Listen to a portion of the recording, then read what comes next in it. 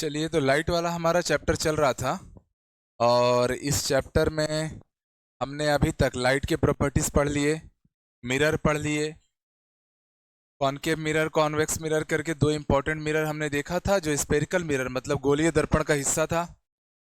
Clear है?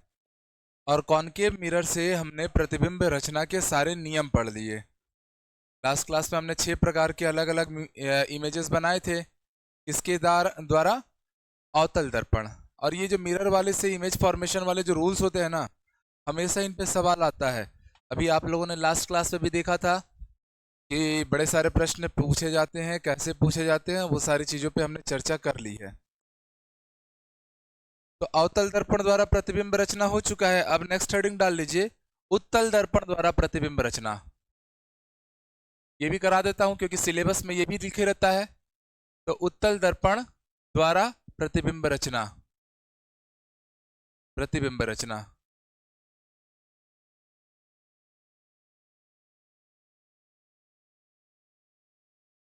उत्तल दर्पण द्वारा प्रतिबिंब रचना। Image formation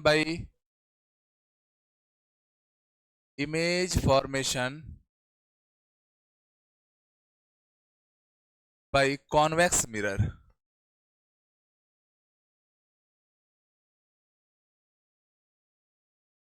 image formation by convex mirror.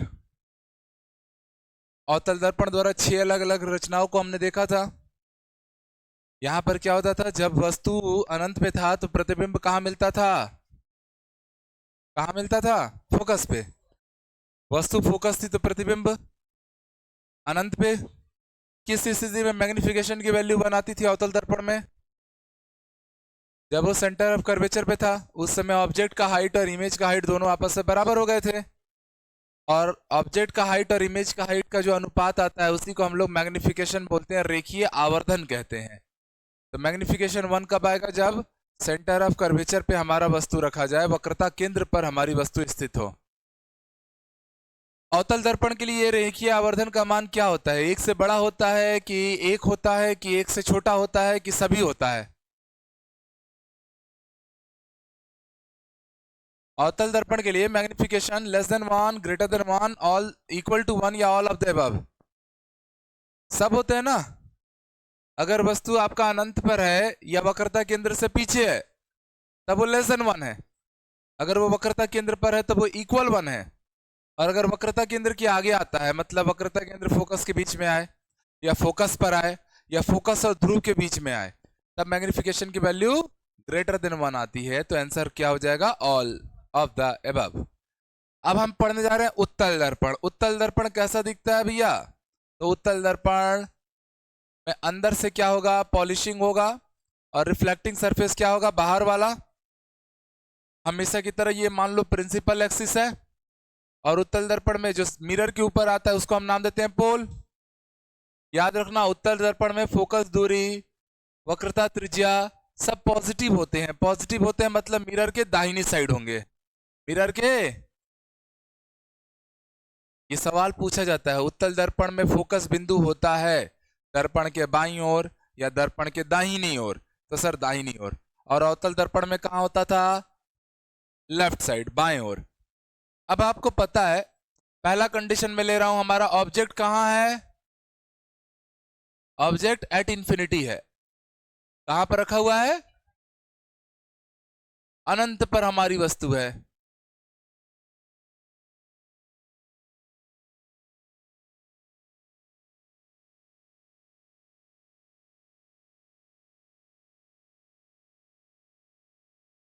अगर इंफिनिटी पे आपका ऑब्जेक्ट है तो आपको ये रूल पता है कि अनंत से जो भी प्रकाश किरण आती है वो दर्पण के क्या होती है? मुख्य अक्ष के समानांतर आती है। अब ये पैरेलल आई है, पैरेलल आने से जब वो रिफ्लेक्ट होगी तो कहां से जाएगी जी? कहां से जाना चाहिए? अरे बोलो ना जी। भैया रिफ्लेक्ट होके बाउंस बैक कर गई, यहां भी रिफ्लेक्ट होके। पर जब मैं इसको पीछे खींचूंगा ना, तो खींचूंगा तो मैं पाऊंगा कि ये कहां से होकर जा रही है? फोकस से। रूल तो क्लियर है सबको कि जो भी लाइट प्रिंसिपल एक्सिस के पैरेलल आएगी, कहां से जाएगी? फोकस से जाएगी। तो यहां पर एग्जैक्टली फोकस से जा रही है कि फोकस से जाती हुई प्रतीत हो रही है? प्रतीत हो रही है। तो हम यहां पर ये बात समझ गए कि सर हमारा जो इमेज बना है वो कहां पर बना है? सर फोकस पे बना है। कहां बना है? On focus. फोकस पे बना है, ठीक है, अच्छी बात है। इमेज का नेचर कैसा है? तो सर ये प्रतीत होता हुआ नजर आ रहा है, मतलब ये इमेजिनरी है। कैसा है? इमेजिनरी है, या इसी को आप वर्चुअल इमेज बोलोगे। क्या बोलोगे? मतलब आभासी या काल्पनिक प्रतिबिंब का निर्माण हो रहा है। प्रतिबिंब कैसी बन रही है? तो काल्पनिक प्रतिबिंब का निर्माण हो रहा है। प्रतिबिंब का साइज कैसा है मेरे भाई? तो प्रतिबिंब का साइज अगर मैं देख रहा हूं तो भैया पॉइंट फोकस पे बनता हुआ दिख रहा है। और कैसा है? Point size. कैसा है? तो पॉइंट साइज हो गया, बिंदु आकार का हो गया। मैग्निफिकेशन की वैल्यू ले रहा हूं, तो मुझे बताओ इस बार, इमेज बड़ा है, प्रतिबिंब बड़ा है कि वस्तु बड़ा है? इमेज बड़ा है कि ऑब्जेक्ट? तो साफ दिख रहा है प्रतिबिंब तो बिंदु आकार का बना है, पर वस्तु तो बिंदु आकार का है नहीं। तो ऑब्जेक्ट बड़ा है, इमेज छोटा है। इसका मतलब कि ऑब्जेक्ट बड़ा कर दिया मैंने इमेज से, और जब भी ऐसा किया मैग्निफिकेशन की वैल्यू आई अपॉन ओ आता है, इमेज अपॉन ऑब्जेक्ट आता है। और आपको पता है इस पर इमेज छोटा है, तो मान लो ये 2 है और ये 5 है, तो आंसर करने पे 0.4 आएगा। तो 0.41 से बड़ा है कि छोटा है जी? तो हम समझ गए मैग्निफिकेशन इस केस में क्या आ गया? लेस देन 1 आ गया। पकड़ लिए ना? तो रटना नहीं है, चीजों को जानना है, समझना है, बनाने आना चाहिए। तो पहला पोजीशन का और उत्तल दर्पण के लिए हम लोग को प्रतिबिंब रचना का पूरा कॉन्सेप्ट मिल गया। चलिए यस और नो रिप्लाई कर दीजिए, सबको समझ में आ गया? और इतना अंग्रेजी चला लोगे कि इसको भी हिंदी हिंदी में लिखना है?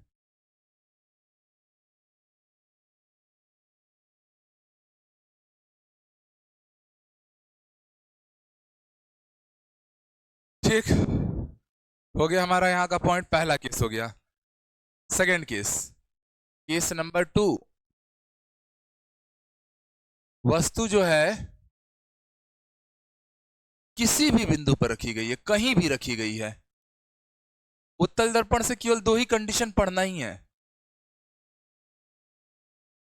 किसी भी बिंदु पर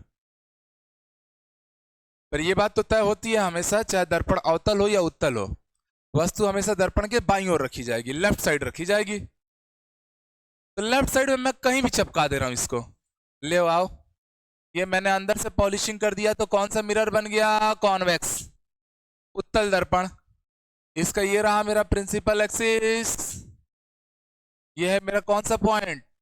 पोल। ये फोकस, सेंटर ऑफ कर्वेचर। अब मैंने कहीं पर भी एक रैंडम लोकेशन में एक ऑब्जेक्ट को लाके सेट कर दिया, वो दर्पण के पीछे रहना जरूरी है, क्योंकि हमेशा वस्तु दर्पण के पीछे ही रहती है, बाईं ओर रहती है। ये नियम है प्रकाशिकी का। ठीक, तो एक कैंडल लाके मैंने जला दिया है।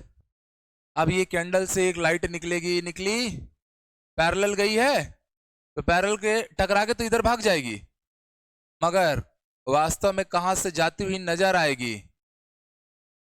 कौन से बिंदु से? फोकस बिंदु से। एक लाइट तो ये हो गया हमारा, और दूसरा लाइट हम कैसे देखेंगे? तो जो दूसरा लाइट रहेगा उसको ऐसा मान के चलो कि फोकस से जा रही है। कहां से जा रही है भाई? अच्छा एक चीज और, वर्चुअल इमेज बना है ना, तो वर्चुअल इमेज होने के कारण याद रखना इरेक्ट बनता है। कैसा बनता है? सीधा बनता है। हमेशा वास्तविक प्रतिबिंब उल्टा बनते हैं और आभासी प्रतिबिंब सीधा बनते हैं। 100 में से 95% केस में यही होगा। तो अगर आपसे सीधा उल्टा पूछा है तो आप वास्तविक और आभासी निकालो। वास्तविक निकला मतलब उल्टा, और आभासी निकला या काल्पनिक प्रतिबिंब बन रहा है मतलब सीधा बन रहा है। लॉजिक है, छोटे से लॉजिक है। चलिए दूसरा कंडीशन में ऐसा देखता हूं, सर मैं काम करता हूं, इसको दूसरे कलर से ले लेता हूं, मैं ना सेंटर ऑफ कर्वेचर से लाइट को पास कराता हूं। कहां से पास कराऊंगा? पर आपको पता है मिरर की उस साइड जाएगा। अरे यार,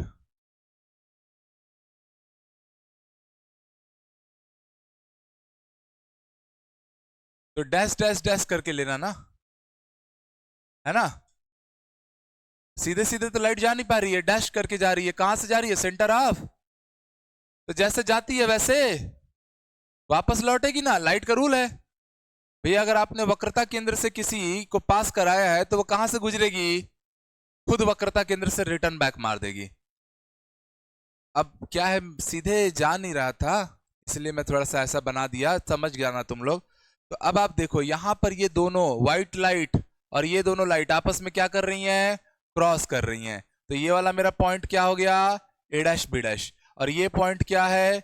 ए बी। अब आप बताइए प्रतिबिंब कहां बन रहा है? तो सर दर्पण के दाहिनी ओर, दर्पण के दाईं ओर। प्रतिबिंब कहां बन रहा है? दर्पण के। प्रतिबिंब का नेचर कैसा है? तो सर फिर से आप देख रहे हो डॉटेड लाइन से क्रॉस हो रहा है, रियल लाइन से क्रॉस हो रहा है क्या? प्रतिबिंब बनाने के लिए दो प्रकाश किरणें एक दूसरे को क्रॉस करनी अनिवार्य है, प्रतिच्छेद जरूर करेंगी, इंटरसेप्ट जरूर करेंगी। तो हम ये बात समझ गए कि सर हमारा इमेज कैसा है? वर्चुअल है। कैसा है? काल्पनिक है। सीधा बना है, इस येलो लाइन के ऊपर बना है कि नीचे बना है? ऊपर बना है ना। तो वर्चुअल एंड इरेक्ट मतलब कि काल्पनिक और सीधा।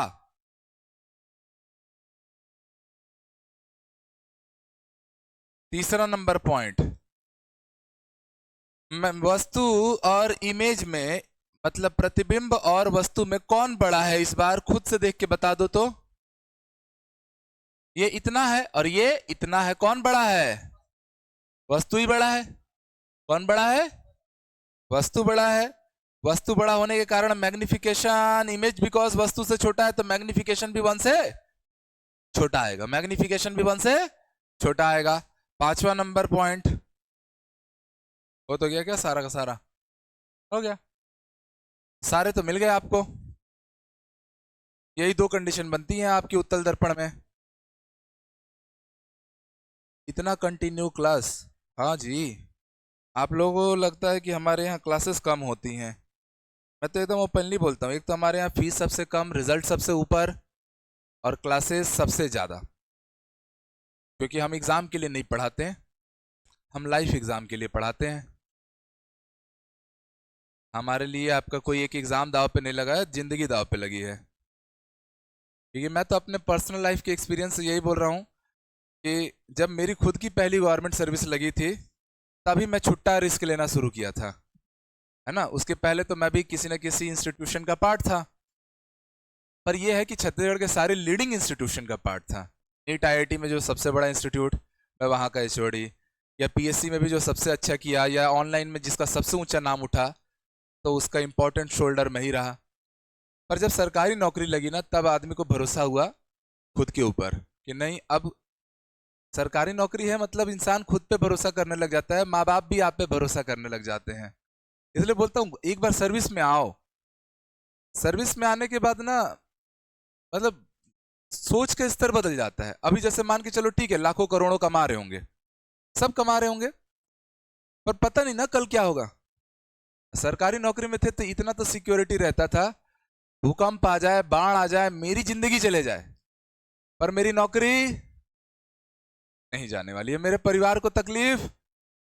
और सिस्टम तो ऐसा भी रहता है, फॉर्म भराते हैं कि आपकी नौकरी फिर आपके घर के किसी एक सदस्य को तो मिलनी ही है।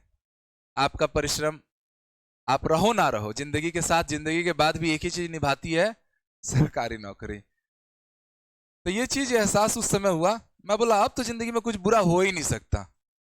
कोरोना दोबारा भी लग जाएगा, सैलरी तो आएगी ही आएगी ठीक है। तब आदमी रिस्क लेने लग गया। प्रोडक्टिव आदमी का यही काम होता है। फिर आपका एक जीत फाउंडेशन बन गया। फिर वो नियति इतनी बड़ी हो गई, मतलब आप लोग के प्यार से, कि अब आदमी नौकरी नहीं करता है, ठीक है, कि नहीं अब चलो अब यही काम किया जाए, अब लोगों को नौकरी में लगाया जाए। और अच्छा लगता है कि भाई पिछले मात्र 2.5 सालों में हमने 5-5.5 हजार से ज़्यादा लोगों को नौकरी लगा दिया। ठीक, हमने नहीं लगाया, उनकी मेहनत ने लगाया, पर चलो ठीक है। फर्स्ट बैच वाले जो थे ना, आईटीआई प्रिंसिपल वाले, सारे क्लास 2 लगे, मगर वो बोलते हैं, सारे बोलते हैं, जब भी मिलते हैं उन लोग की शादी वादी होती है तो सब इकट्ठा होते हैं, सब अधिकारी हैं भाई, बंगला गाड़ी वाले, सब बोलते हैं कि हमारा नौकरी ना तुम ही लगाए हो कि हम लोग तो किसी और ट्रैक पे पढ़ाई कर रहे थे, सिलेबस कुछ और था, और 2 महीने में एग्जाम, तो उसमें मेरा खुद एज कम था, तो बढ़िया मैं भी लग के बैठे रहता।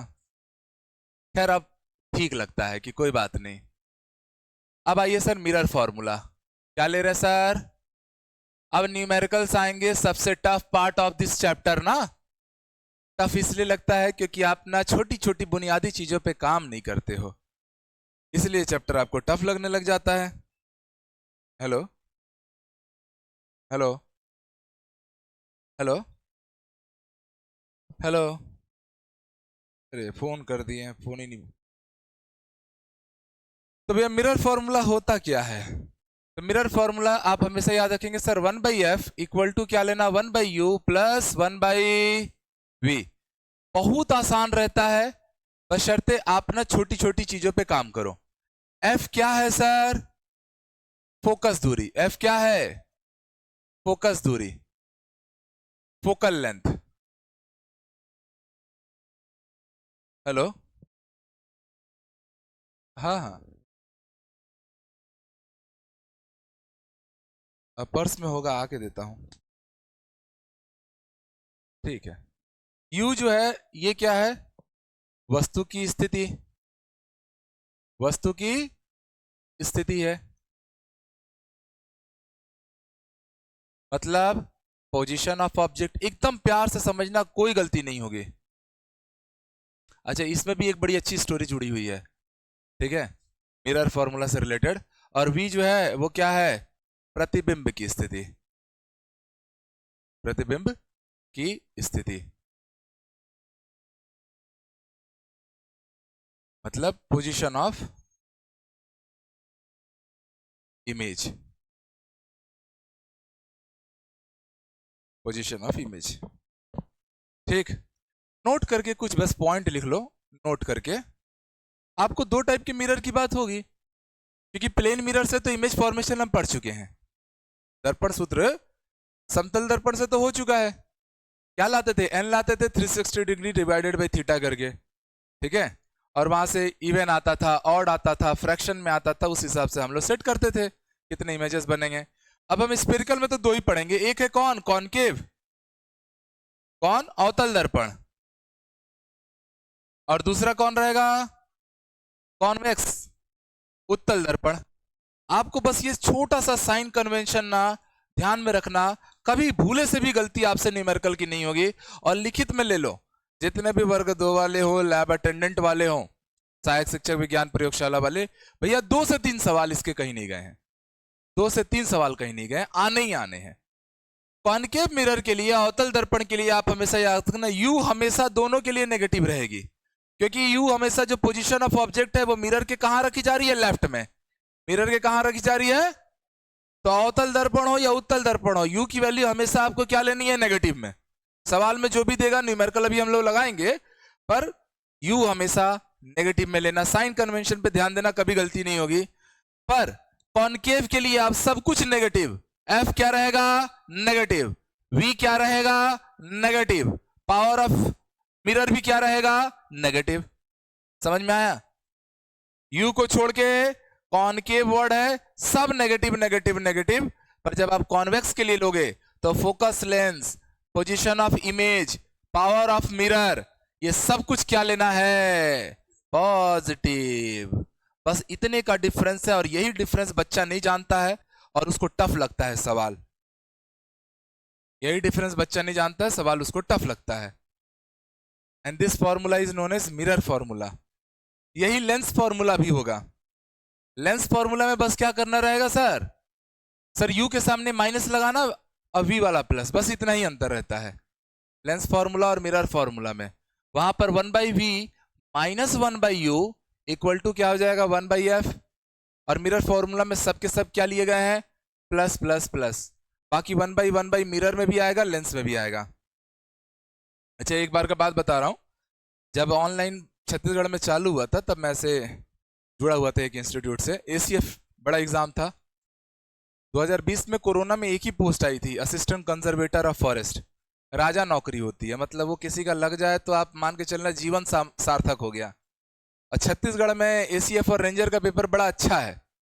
वन डे एग्जाम से आपका सिलेक्शन हो जाना है।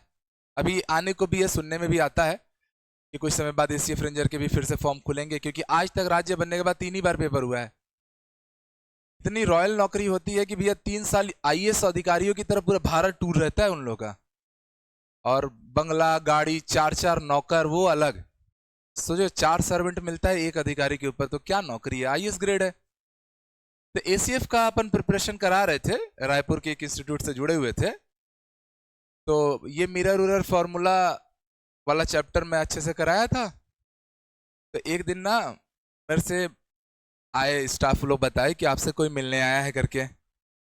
अब मैं बाहर, मतलब क्लास हो गया तो मैं बाहर निकला, भाई ट्रिपल स्टार था वर्दी पे और एकदम बड़े बढ़िया स्मार्ट आदमी। ठीक है, मैं बोला यार मैं क्या कर दिया अब इंस्पेक्टर क्यों आया है? ट्रिपल स्टार आप समझ रहे हो, इंस्पेक्टर रैंक है। अब मैं खुद देख रहा हूँ कहीं सिग्नल तोड़ा हूँ क्या, या कहीं मेरा कुछ झगड़ा हुआ है पिछले 10 दिनों में मेरे घर ना आके इन लोग कोचिंग में क्यों आए हैं। पुलिस को देख के एक इंसानी भावना यही होती ही है, क्या हो गया मेरे से गलती। फिर वो आए एकदम बकायदा, हाथ मिलाए और पैर छू दिए। सोचो, मैं एकदम हक्का बक्का, इतना बड़ा आदमी। एक तो ट्रिपल स्टार सीनियोरिटी का पोस्ट है, ठीक है, मतलब आप 15 साल ईसाई रहोगे तब आप टीआई बनते हो। तो फिर वो एकदम भावुक होके मेरे को गले लगाए, बोले आप एकदम मेरे छोटे भाई की तरह हो। ये मैं कितनी बार पीएससी का एग्जाम दे चुका हूँ, मेरे को आज तक ये कॉन्सेप्ट ना हमेशा सताते रहा है। मिरर फॉर्मूले के क्वेश्चन मेरे से हमेशा गलत होते हैं, अब एक क्वेश्चन मेरा गलत नहीं होता है। तो तुम इतना बढ़िया पढ़ाते हो, मतलब बहुत तारीफ किए। बैठे साथ में, मेरे को बोले चलो मैं तुमको डिनर कराऊंगा, लंच कराऊंगा। मैं बोला बिल्कुल, आइसक्रीम खाऊंगा मैं मेरे से ऐसा कोई बोलता है मैं खुद ही ऑर्डर दे देता हूँ। तो ले गए, आइसक्रीम वाइसक्रीम भी खिलाए, तो अभी अच्छी बॉन्डिंग भी है हमारी। ठीक है, तो ये चीज बड़ा अच्छा लगता है कि खुद सेलेक्टेड कैंडिडेट जो मतलब इतने अच्छे ओहदे पर हों और वो आपको रिस्पेक्ट दे, तो फिर मजा आ जाता है। ठीक है, चलिए। और लास्ट ईयर वो एज अ डीएसपी प्रमोट भी हो गए। एसीएफ उनका उस समय नहीं प्रमोट हुआ क्योंकि लिमिटेड पोस्ट आते हैं, पर अभी वो डीएसपी बन गए, तो कोई दिक्कत वाली बात ही नहीं अब तो। अब आएंगे सर हम सीधा सीधा क्वेश्चन बनाने। चलो ध्यान से सुनना, आपसे मैं छोटा छोटा क्वेश्चन दे दे रहा हूं, डायरेक्ट लाइन में। सर एक कॉन्वेक्स मिरर है, क्या है सर? अवतल दर्पण है, सॉरी उत्तल दर्पण है, क्या है जी?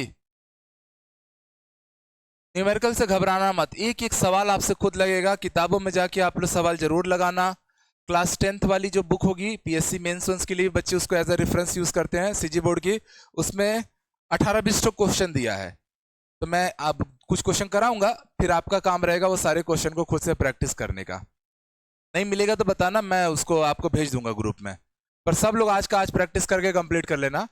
तो सर एक कॉन्वेक्स मिरर है जिसका रेडियस ऑफ कर्वेचर दिया है सर 20 सेंटीमीटर, कितना दिया है? तो भैया इसकी फोकल लेंथ बता दो, चलो बताओ जल्दी से, कितना आ जाएगा? Very nice. हम सबको पता है कि मेरे प्यारे भाइयों, फोकल लेंथ जो होता है वो रेडियस ऑफ कर्वेचर का क्या होता है? आधा होता है। कौन सा मिरर है ये? कॉन्वेक्स मिरर, उत्तल दर्पण। तो आर को प्लस लेना है कि माइनस लेना है?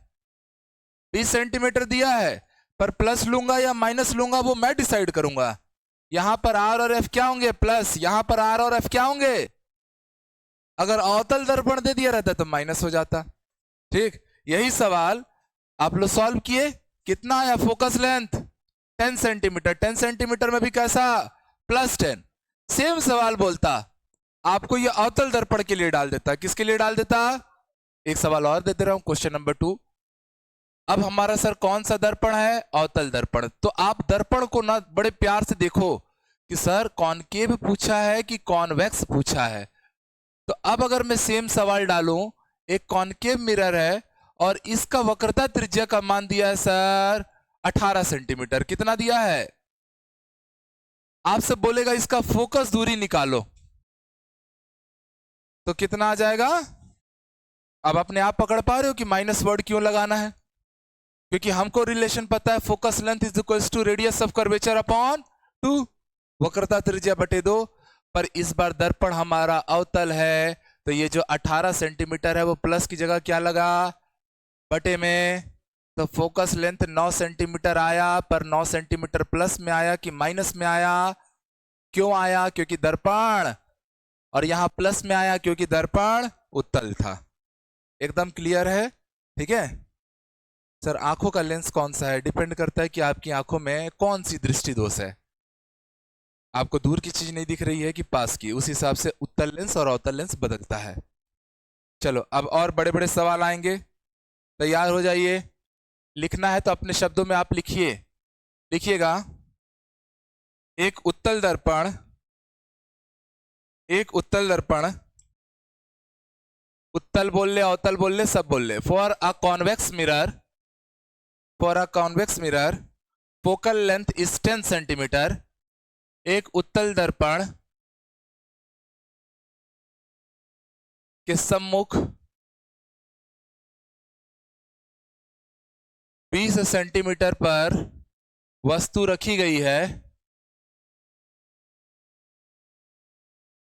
रखी गई है, एवं दर्पण की फोकस दूरी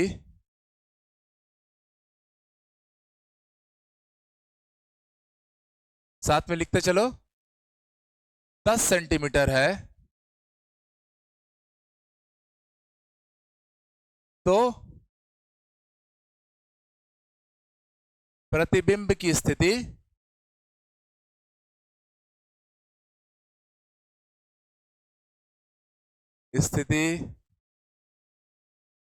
कॉमा प्रकृति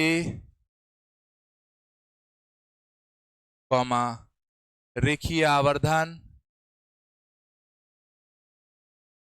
का मान बताएं। मैं एक साथ 3-3 क्वेश्चन लेके चल रहा हूं ना। आवर्धन का मान,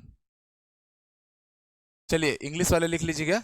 for a convex mirror focus length is 10 centimetre and an object is located 20 centimeter apart from the mirror, 20 centimeter apart from the mirror,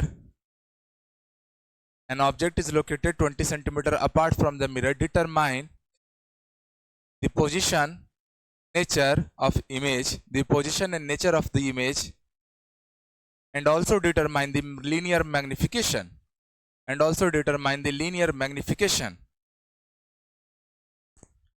ठीक,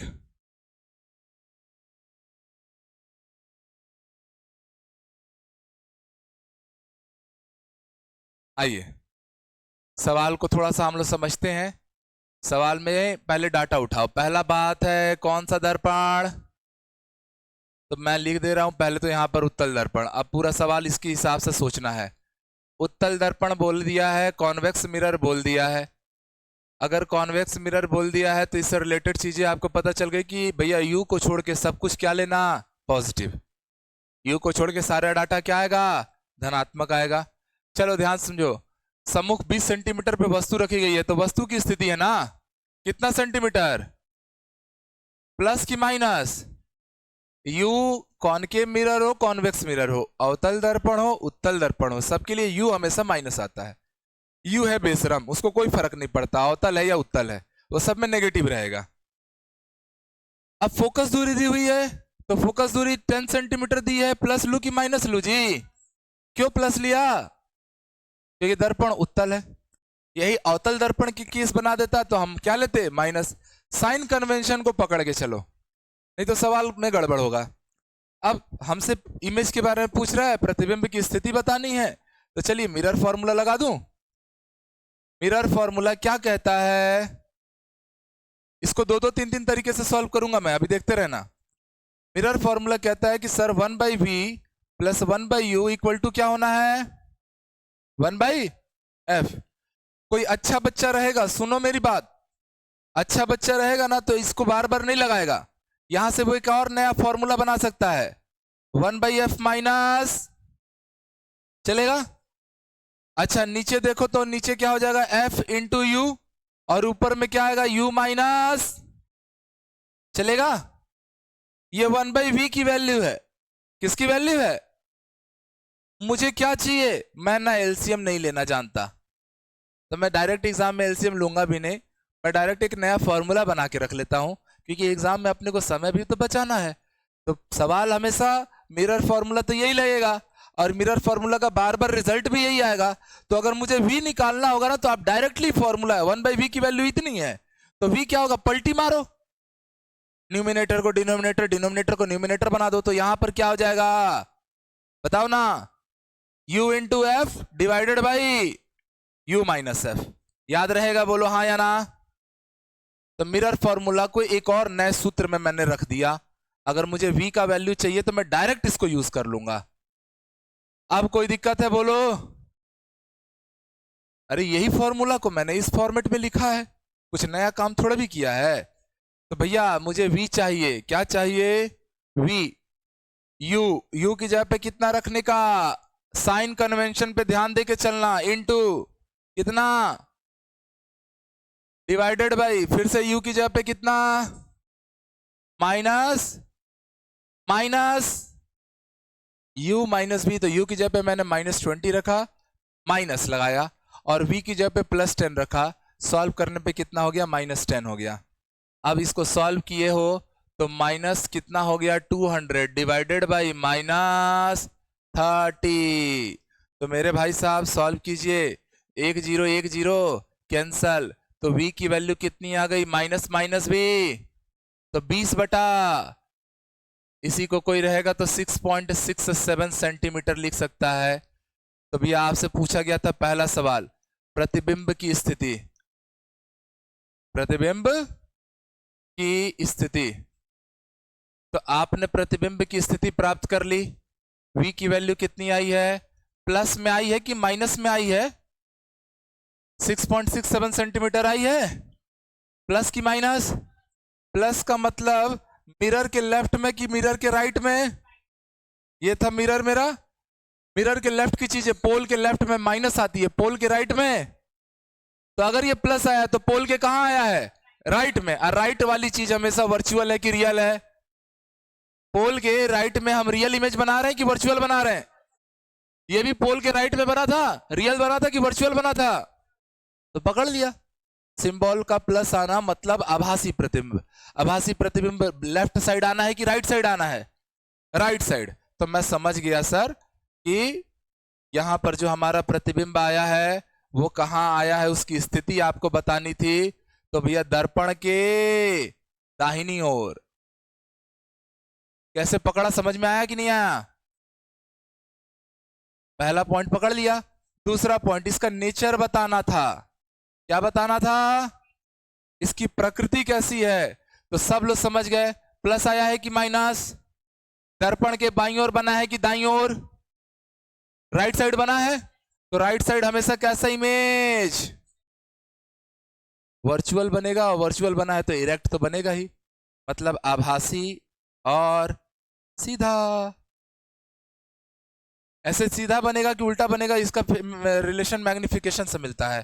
तो चलिए मैग्निफिकेशन m की वैल्यू -v/u करके लेना, क्या लेना, -v बटा, तो भैया v की वैल्यू आपको पता है, कितनी ही पता है, v की वैल्यू पता है जी, -20 बटा, और u की वैल्यू माइनस, साइन कन्वेंशन को एकदम पकड़ के चलो भाई, ये प्लस माइनस का ही लोचा अभी लग रहा होगा दिमाग में, थोड़ा सा आपको परेशान कर रहा होगा, पर ये प्लस माइनस को ही सही पकड़ोगे तो कभी सवाल गलत नहीं होंगे, ठीक है।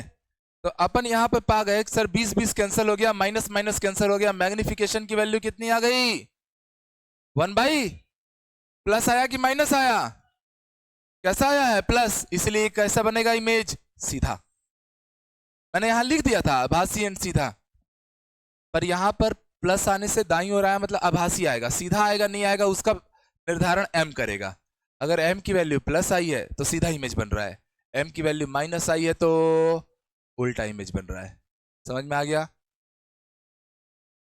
तो सीधा, उल्टा, वास्तविक, आभासी, लेफ्ट साइड, राइट साइड, सब का प्रमाण मिल पा रहा है कि नहीं? है ना? बाप का, भाई का, दादा का, सबका बदला लिया कि नहीं लिया फैजल? सबका बदला लेगा रे।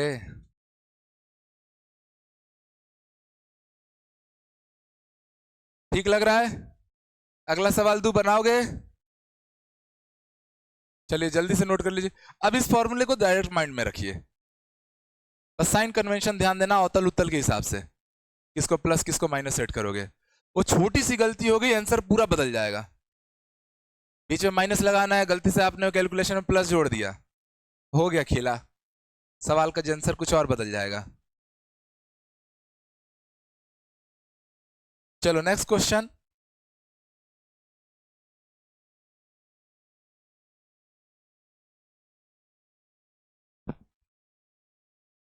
देखिए, एक वस्तु जिसकी ऊंचाई 3 सेंटीमीटर है, question number 4, an object of height 3 centimeter is placed at a distance of 10 centimeter in front of concave mirror. एक वस्तु जिसकी ऊंचाई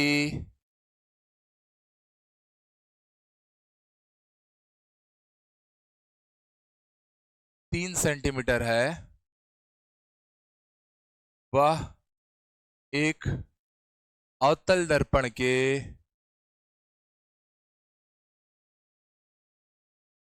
10 सेंटीमीटर की दूरी पर रखी गई है। दूरी पर रखी है।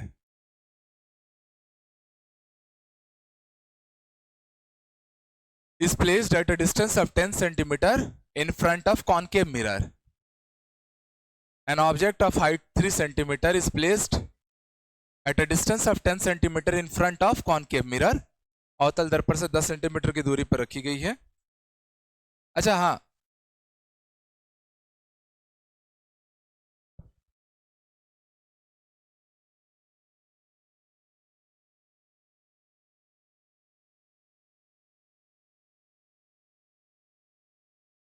ठीक है। यदि यदि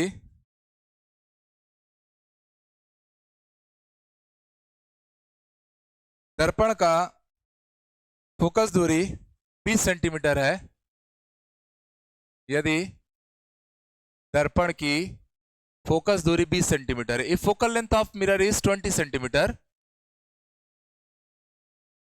20 सेंटीमीटर है, if focal length of mirror is 20 centimetre, तो निम्न की गणना करें। अब निम्न की गणना में मैं सारी चीजें अपने मन से जोड़ूंगा, आपको क्या क्या लाना है, एक ही सवाल में सब लाना सीखो।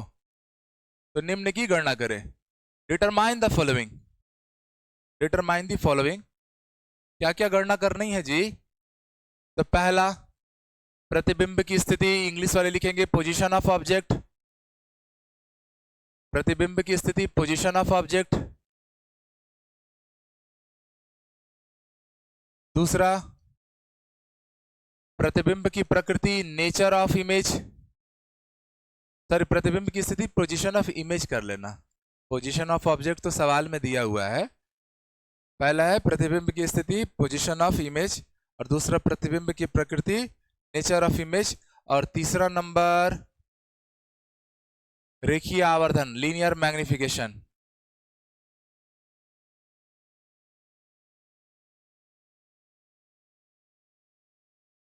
हर सवाल की तरह इस सवाल में भी ये तीनों चीजें निकालनी है।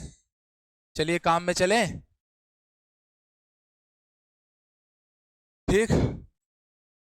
क्योंकि मैं तो आप लोगों को पहले से होमवर्क दे रहा हूं। क्लास 10th के 10वीं कक्षा में प्रकाश वाला जो चैप्टर है, उसमें जितने न्यूमेरिकल क्वेश्चंस रहेंगे वो आपको बनाने रहेंगे। क्लास में मैं कुछ क्वेश्चन आपको सिखा दे रहा हूं, आप जाओगे उसमें 18-20 क्वेश्चन है, उसको पूरे को प्रैक्टिस कल करके लाओगे। किसी एक जने के पास अगर 10वीं का विज्ञान का किताब है, पुराना वाला नहीं है, मैं देखूंगा, मेरे पास होगा तो मैं भेज दूंगा, नहीं तो किसी के पास होगा तो ग्रुप में शेयर कर लेना, और सब लोग प्रैक्टिस करके आना भाई, मैं नहीं जानता। लाइट वाले चैप्टर के लास्ट में क्वेश्चन जो रहेगा, आज के आज पूरे बनने लग जाएंगे। न्यूमेरिकल वाला डर समाप्त। तो मेरे भाई पहली बात तो यह है कि दर्पण कौन सा है? अवतल दर्पण। ये पहले लिख लिया करो, हड़बड़ाया मत करो। Concave mirror. अब ये लिखते ही मेरे दिमाग में ना दो तीन चीजें एक साथ आ जाती हैं। क्या कि सर u की वैल्यू कैसी रहेगी? माइनस। f कैसा रहेगा? माइनस। v कैसा आएगा?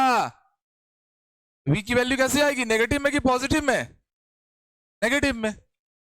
पॉजिटिव भी आ सकती है क्योंकि कॉनकेव मिरर में रियल इमेज के साथ वर्चुअल भी तो बनता है। 5 रियल बना रहा था, 1 वर्चुअल बना रहा था ना। तो देखेंगे सवाल नेचर के बिहाफ पे। चलिए डाटा उठाइए। u की वैल्यू कितनी दी हुई है? अरे u कितना है? अवतल दर्पण से 10 सेंटीमीटर की दूरी, मतलब u है 10 सेंटीमीटर। प्लस की माइनस? f की वैल्यू कितनी है? 20 सेंटीमीटर। माइनस क्यों लगाया? क्योंकि अवतल दर्पण है। साइन कन्वेंशन पे फोकस। अच्छा, इसके अलावा वस्तु की ऊंचाई दी हुई है, मतलब ऑब्जेक्ट हाइट दिया हुआ है। ठीक है, इतना दिया है। इसमें एक और सवाल जोड़ लो, प्रतिबिंब की ऊंचाई। एक और चौथा सवाल जोड़िए, प्रतिबिंब की ऊंचाई, हाइट ऑफ इमेज।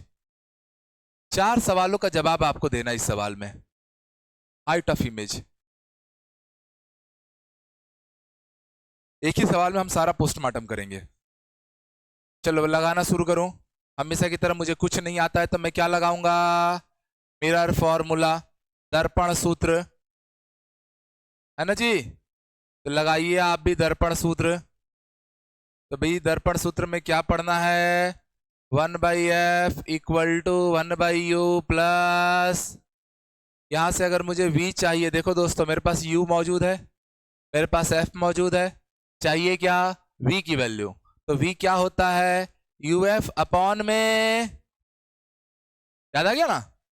सॉल्व किया था तो यही तो आया था। तो अब मैं इसको डायरेक्ट फॉर्मूला की तरह यूज कर रहा हूं, सब मैं बता रहा हूं अपना। u कितना है? -10 इंटू f की जगह पे डिवाइडेड बाई, फिर से u की जगह पे, फिर माइनस f की जगह पे। साइन कन्वेंशन में गड़बड़ी मत करना, नहीं तो लफड़ा है, फिर सवाल नहीं फंसेगा सवाल। तो अब आपने देखा कि सर ये माइनस और ये माइनस गुणा कर रहे हैं, तो ये क्या हो गया? +200। पर नीचे देखो तो ये है -10 + 20, -10 + 20। तो जब मैंने अच्छे से सॉल्व किया तो मेरा v का वैल्यू क्या आ गया जी? नीचे क्या बचा? 200 बटा, मतलब कितना आया? 20 सेंटीमीटर। 200 बटा 10 क्या आ गया? इसका अर्थ ये है, यहां पर आइए, v की वैल्यू कितनी आई है? +20 सेंटीमीटर। तो हमको पोजीशन मिल गया, पोजीशन लेफ्ट में मिला कि राइट में? दर्पण के दाईं ओर की बाईं ओर? तो दर्पण के दाईं ओर। दर्पण के दाईं ओर प्रतिबिंब होगा। अब एक बात बता दो, प्रतिबिंब अगर दर्पण के दाईं ओर होगा तो उस ससुरे का नेचर कैसा होगा? अवतल दर्पण में 6 में से 5 बार पिछले क्लास में पढ़े हो, प्रतिबिंब दर्पण के पीछे बनता था, लेफ्ट साइड मिलता था, और सब रियल होते थे। एक ही पोजीशन ऐसा होता था जब इमेज राइट साइड बनता था, और उस समय का इमेज कैसा था? वर्चुअल, आभासी। इमेज का नेचर पता चल गया? तो आभासी प्रतिबिंब बन रहा है। कैसा प्रतिबिंब बन रहा है? Virtual image. कहां से पता किए? v का सिंबल अगर माइनस है तो रियल है, v का सिंबल अगर प्लस है तो वर्चुअल इमेज बन रहा है। कोई डाउट है किसी को? बने बने समझ आया? और सोचे। ये पहला सवाल हो गया हमारा। दूसरा सवाल हो गया हमारा। तीसरा सवाल क्या पूछा गया था? लीनियर मैग्निफिकेशन, रेखीय आवर्धन। तो भैया मैग्निफिकेशन की वैल्यू 2 है, फॉर्मूला याद रखना, एक -v अपॉन, और दूसरा फॉर्मूला होता है i upon o। o i क्या है? इमेज, इमेज साइज, और o क्या है? Object size. हमेशा याद रखना, एक अच्छी चीज बताता हूं कि जो लीनियर मैग्निफिकेशन आता है, रेखीय आवर्धन आता है, ये हमेशा प्रतिबिंब बटे में वस्तु आता है। अंश में किसको रखना है, रुक जाओ लिखो मत, अंश में किसको रखना है, प्रतिबिंब को, इमेज को, और हर में किसको रखना है, डिनोमिनेटर में वस्तु को। अब सुनो, बात साइज की रिस्पेक्ट में होगी तो ऊपर क्या डाल दिया, इमेज साइज बटे ऑब्जेक्ट साइज, मैग्निफिकेशन आ गया। बात पोजीशन की रिस्पेक्ट में होगी तो इमेज पोजीशन बटे में ऑब्जेक्ट पोजीशन। कई बार बात स्पीड में डाल देगा, बोलेगा प्रतिबिंब की स्पीड इतनी है, वस्तु की स्पीड इतनी है, मैग्निफिकेशन की वैल्यू बताओ। तो आप वहां पर माथा पकड़ के बैठ जाओगे, सर स्पीड वाला क्वेश्चन ऑप्टिक्स में कहां से आ गया, दोनों भाग रहे हैं सर अलग अलग स्पीड से। तब मैग्निफिकेशन निकालना है तो हमेशा याद रखना प्रतिबिंब बटा ऑब्जेक्ट, तो प्रतिबिंब की स्पीड बटे ऑब्जेक्ट की स्पीड। एक्सेलरेशन भी डाल दे तो आप मैग्निफिकेशन का फॉर्मूला क्या बनाओगे, acceleration of image upon acceleration of object. तो हमेशा इमेज अपॉन ऑब्जेक्ट कर लेना, साइज बोल दे, पोजीशन बोल दे, स्पीड बोल दे, एक्सेलरेशन बोल दे, फोर्स बोल दे, जो मन करे बोल दे, इमेज अपॉन ऑब्जेक्ट ही क्या होता है, मैग्निफिकेशन। प्रतिबिंब बटा वस्तु क्या है, आवर्धन का मान है। तो ये किताबी फॉर्मूले लिखे रहते तो रटो मत, उसका नेचर जानो कि सर स्पीड के टर्म में भी पूछ सकता था, हाँ पूछ सकता था, हमको तो मतलब इमेज को ऊपर और ऑब्जेक्ट को नीचे रखने से है। चले भाई इस फॉर्मूले का पहले यूज कीजिए। तो मैग्निफिकेशन की वैल्यू निकालने चला, माइनस v की वैल्यू क्या रखा हूं, 20 प्लस में आया है सर, और u कितना है जी, -10। सॉल्व किया कितना आ गया, माइनस माइनस कैंसल, 20/10 क्या हो गया, 10, सॉरी 2 हो गया। तो मैग्निफिकेशन प्लस आया है, इसका मतलब कैसा बना है, प्रतिबिंब सीधा बना है कि उल्टा बना है, अब बनना भी कैसा था, सीधा। क्यों, क्योंकि क्या आ चुका था, साइंस की खूबसूरती है वो अपने आप को सही साबित करते जाएगा। वर्चुअल आया था तो हमारे दिमाग में तो आ गया था कि पक्का साला सीधा बनेगा, पर प्रमाण देना था, सीधा क्यों बनेगा, तो मैंने प्रमाण दे दिया, +2 आ गया है, तो क्या बना, प्रतिबिंब सीधा बना। चौथा सवाल, चौथे सवाल के लिए ना आप इन दोनों रिलेशन को यूज कर लो। m की वैल्यू क्या है, I/O है, बोलो हाँ या ना। तो मेरे भाई साहब I की वैल्यू कितनी हो जाएगी, मैग्निफिकेशन इंटू ऑब्जेक्ट हाइट, है ना। मैग्निफिकेशन कितना आया है, अरे अभी तो लाए हो, और ऑब्जेक्ट की हाइट कितनी है, तो भैया प्रतिबिंब कितने सेंटीमीटर का बना है, खत्म, ठीक है। प्रतिबिंब कितने का बना है, 6 सेंटीमीटर का। तो चौथा सवाल पूछा गया था प्रतिबिंब की ऊंचाई 6 सेंटीमीटर।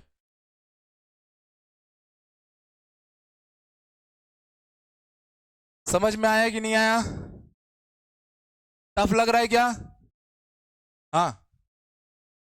अरे तो बनाने का नेचर रखना है ना, कलम चलाओ, नोट करो जल्दी जल्दी।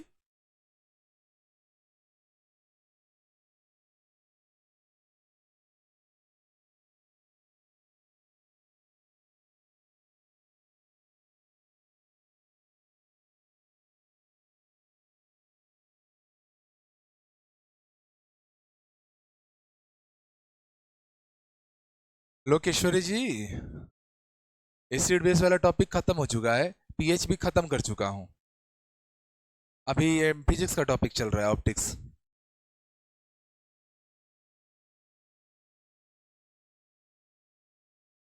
हो जाएगा, एक और सवाल लो, इस बार आपकी बारी है।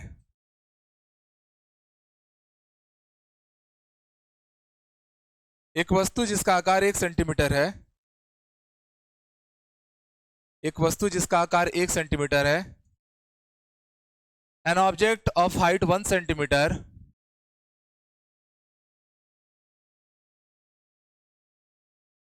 अवतल दर्पण के सम्मुख 15 सेंटीमीटर की दूरी पर रखा है। अवतल दर्पण के सम्मुख एक वस्तु जिसका आकार 1 सेंटीमीटर है, अवतल दर्पण के सम्मुख 15 सेंटीमीटर की दूरी पर रखा है। An object of height 1 centimetre is located at a distance of 15 centimeter is located at a distance of 15 centimeter in front of concave mirror। अवतल दर्पण कॉनकेव मिरर को अंडरलाइन कर लेना।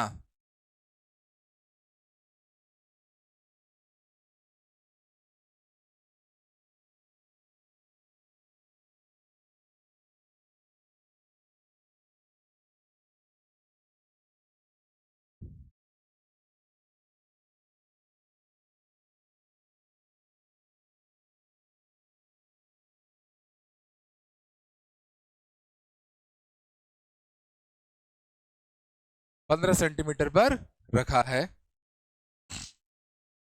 यदि यदि दर्पण की फोकस दूरी, if focal length of mirror is 10 centimetre, 10 centimetre है, तो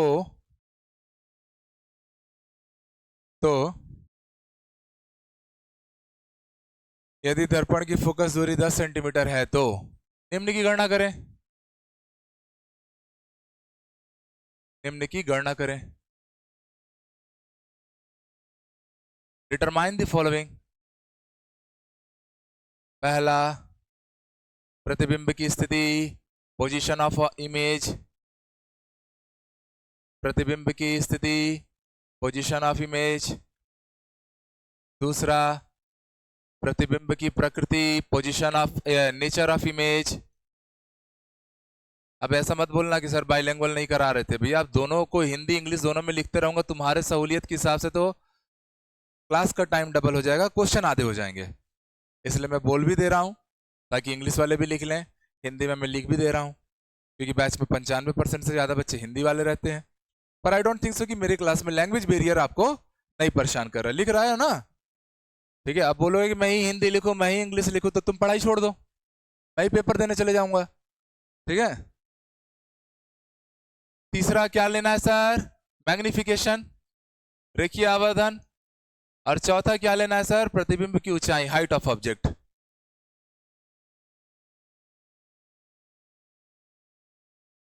प्रतिबिंब की ऊंचाई, हाइट ऑफ ऑब्जेक्ट।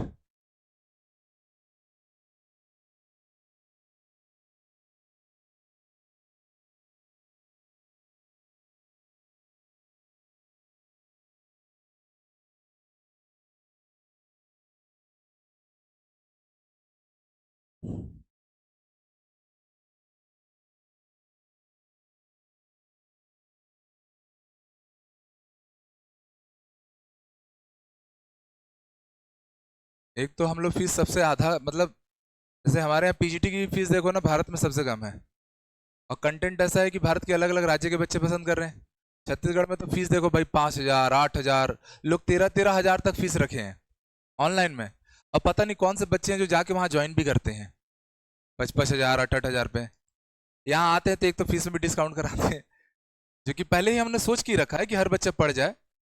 उस पर से यहाँ नखड़ा ज्यादा रहता है। जैसे बायो और इंग्लिश की फीस रिकॉर्डेड बैच है, 1,000 से भी नीचे रखा गया है पीजीटी का। तो उसमें भी पीडीएफ ये नहीं डाला है, वो नहीं डाला है। लेना भाई, 1,000 की बैच है, तेरे सपोर्ट के लिए रखा गया है।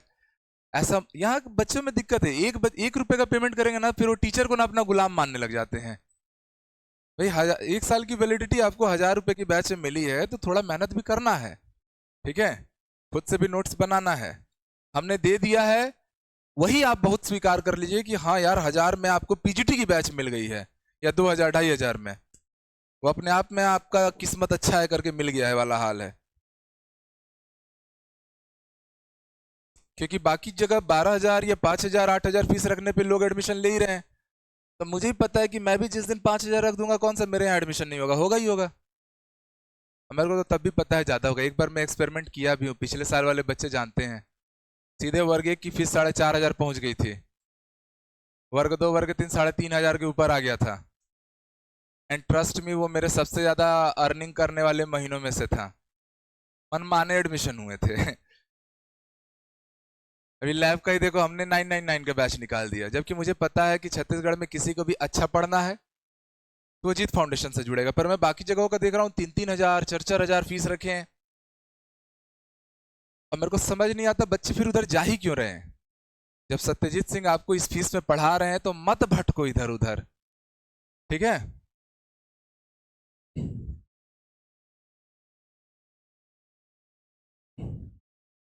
और 10,000 में चल रहे, देखो मनीश्वर जी बोल ही रहे हैं। और मैं तो एकदम ओपनली बोलता हूँ कि मेरा कंटेंट आप दिल्ली के किसी टीचर से मैच करो, या राजस्थान के किसी टीचर से मैच करो, या उत्तर प्रदेश का द मोस्ट सुपीरियर जो फैकल्टीज हैं जिनके मिलियन मिलियन से व्यू हैं, उनसे जाके मेरा कंटेंट मैच करो, तो आप पाओगे कि भैया आप जहाँ पढ़ रहे हो ना, आपको यहीं पढ़ाई करनी है कंटिन्यू। भटकना नहीं है। ये टफ लग रहा है, अब एकदम आसान लग रहा है कि नहीं जी? जबकि ये आपके पूरे साइंस का सबसे टफेस्ट जोन है। आज कितना अच्छा लगा 2-3 सवाल में ही। भैया कौन सा दर्पण? पहले तो दर्पण के नेचर पे काम कर लो भाई, नहीं तो गड़बड़ हो जाएगा। तो हमने यहां से पकड़ लिया दर्पण है हमारा अवतल दर्पण। सबने बना लिया? कॉनकेव मिरर हमने ले लिया है। ये जो एकदम पीडीएफ वुडीएफ के लिए नखड़ा कर, और दूसरे इंस्टीट्यूट में मैं देखा वो लोग पीडीएफ प्रिंट भी नहीं देते हैं, हम तो दे भी दे रहे हैं। तो मेरा दिल से इच्छा कर रही है कि पीडीएफ प्रिंट को तो मैं पहले लॉक कर दूं। ये हम नखड़ा मचा के रख दिए हैं, लड़के एकदम कामचोर हो गए हैं, एक एक पीडीएफ के लिए फोन लगा रहे हैं। अरे भाई अपलोड हो जाएगा, और नहीं भी होगा तो बना लेना नोट्स। 100 में से तो 90 अपलोड रहते ही हैं। तो लॉक कर दूंगा, फीस बढ़ा दूंगा, फिर तुम लोग भी खुश रहोगे। जितना सपोर्ट करने जाओ तुम लोग उतना ही रेजिस्टिव हो जाते हो, नौकर जैसा बिहेवियर करते हो। ठीक, तो अवतल दर्पण दिया है, सम्मुख 15 सेंटीमीटर पे वस्तु रखी है, मतलब यू की वैल्यू दी हुई है कितनी? प्लस की माइनस? यू हमेशा माइनस रहेगा, चाहे अवतल डाल ले चाहे उत्तल डाल ले।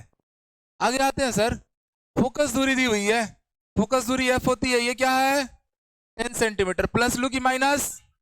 क्यों माइनस लिया? अवतल दर्पण बोल रखा है, उत्तल बोलता प्लस ले लेता। चलिए अब आइए सीधे सीधे मिरर फॉर्मूला। और मिरर फॉर्मूला आपसे सीधी ये बात कहता है कि सर v की जो वैल्यू होनी है वो क्या होनी है, यू एफ अपॉन में u की वैल्यू रखिए माइनस प्लस को ध्यान में रखते हुए, तो -15, f की वैल्यू -10 डिवाइडेड बाई नीचे u की जगह पे -15 माइनस ऑफ -10। भैया मेरा v का जो वैल्यू आएगा यहाँ से वो कितना आ जाएगा? तो सर -15 -10 मतलब 15 गुणा 10 लिख सकता हूँ, प्लस हो गया। नीचे आओ सर, ये हो गया -15, डबल माइनस होने से प्लस हो गया। तो सॉल्व करने पे हम लोग को आ रहा है 15 × 10 डिवाइडेड बाई नीचे क्या आ रहा है, तो -5 आया। तो दोस्तों ये 5 और ये 15 3 में कट गया, और ये माइनस ऊपर लिख सकता हूं।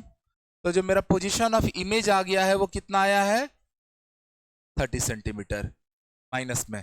तो मैं पहला पॉइंट पा लिया, पोजीशन ऑफ इमेज मुझे मिल गया दर्पण के बाईं ओर, बाईं ओर की दाईं ओर, माइनस आया ना तो लेफ्ट साइड में आया, बाईं ओर 30 सेंटीमीटर की दूरी पर।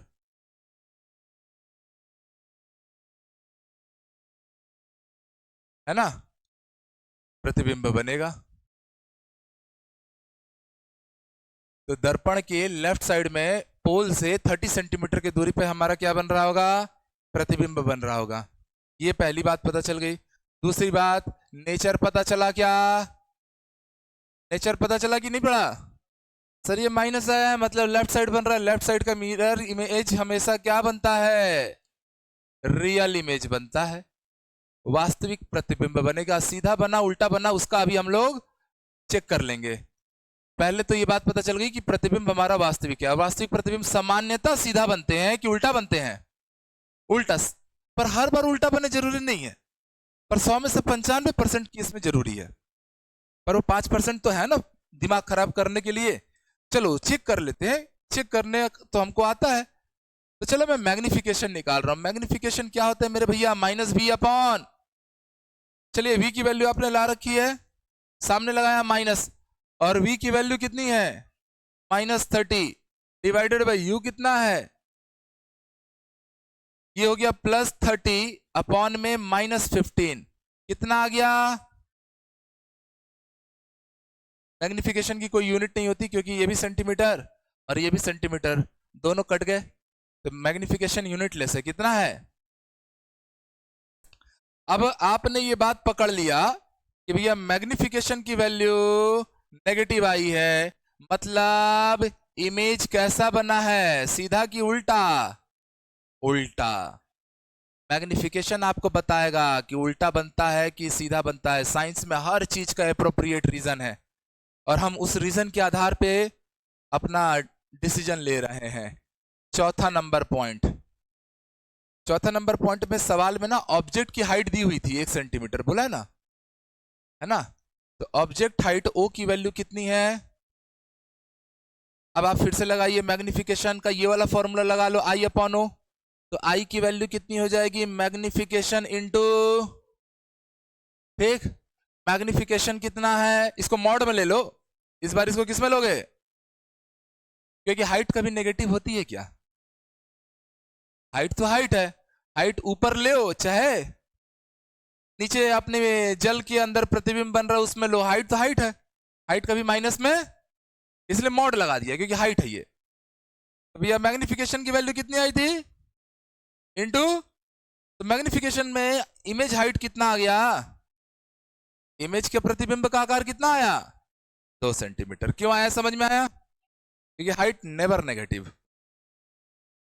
तो अब इस टाइप का कुछ भी सवाल दे दे और आपसे कुछ भी पूछ दे, आपसे साधारणतः यहां तक पूछता है, प्रतिबिंब का पोजीशन तक पूछता है, पर हम उसको आगे बढ़ा बढ़ा के प्रतिबिंब का नेचर भी जान डाले हैं, मैग्निफिकेशन भी निकालना सीख चुके हैं, और इमेज की हाइट भी सीख चुके हैं, ऑब्जेक्ट की हाइट भी सीख चुके हैं, इमेज सीधा बनेगा, उल्टा बनेगा, वास्तविक बनेगा, आभासी बनेगा, सारा पोस्टमार्टम कर लिए हैं। अच्छे से समझ में आ गया? तो ऑप्टिक्स चैप्टर का जो सबसे टफेस्ट पार्ट था, अब आप लोगों को कॉन्फिडेंस आ रहा है कि आप आराम से बना लोगे कि नहीं? घर जाना, इसके ऊपर क्वेश्चंस आप लोग जरूर प्रैक्टिस करना, ठीक? चलो मिलते हैं। All the very best for today. धन्यवाद।